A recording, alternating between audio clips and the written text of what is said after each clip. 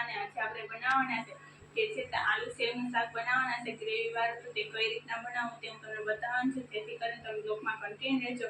અને નવા હોય તો ચેનલને સબસ્ક્રાઇબ કરી દેજો, લાઈક કરી દેજો, શેર કરી દેજો અને કોમેન્ટમાં બતાવશો તમને આ રેસીપી કેવી લાગી છે.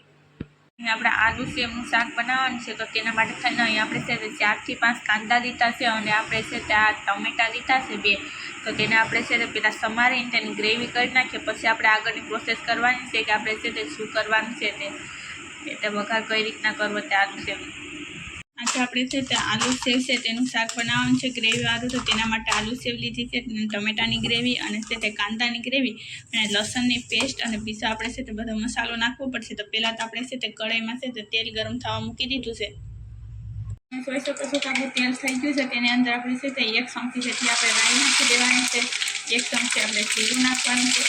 હવે તેની અંદર આપણે છે તે સફેદ તલ નાખવાના છે. સફેદ તલ નાખીને તેને આપણે આ રીતે ચેક કરી દઈશું, કેમ કે તે ઉડે છે એટલા માટે થઈને.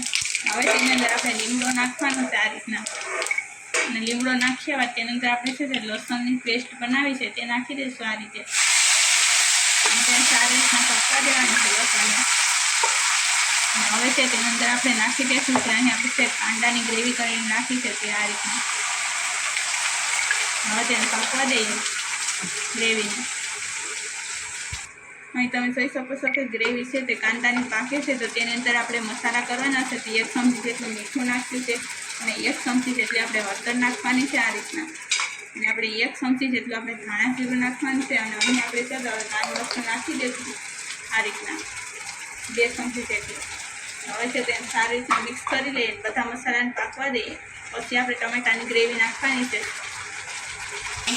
અહીં તમે જોઈ શકો છો કે આપણે બધા મસાલા છે કે પાકી ગયા છે. તો તેની અંદર આપણે છે તે ટમેટાની ગ્રેવી કરીને રાખી છે તે નાખી દઈશું આ રીતના.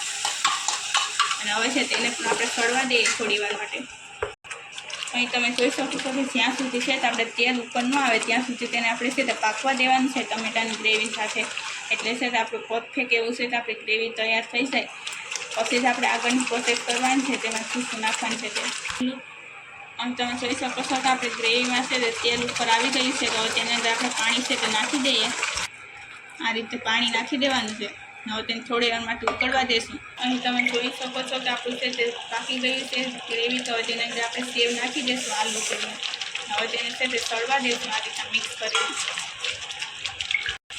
અહીં તમે જોઈ શકો છો કે આપણે છે તે મિક્સ કરી દીધી છે ને હવે તેને થોડી વાર માટે સળવા દઈએ.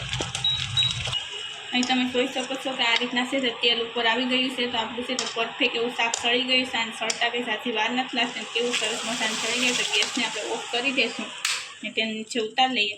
અહીં તમે જોઈ શકો છો આપણે તેને નીચે ઉતારી લીધું છે. તેને આપણે એક પ્લેટની અંદર આ રીતના આપણે શાકને કાઢી લેવાનું છે. કેમ કે જેને છે તે સેવ ટમેટાનું શાક નથી ખાતા તે પણ છે તો આલુ સેવનું શાક તો ચોક્કસ ખાશે.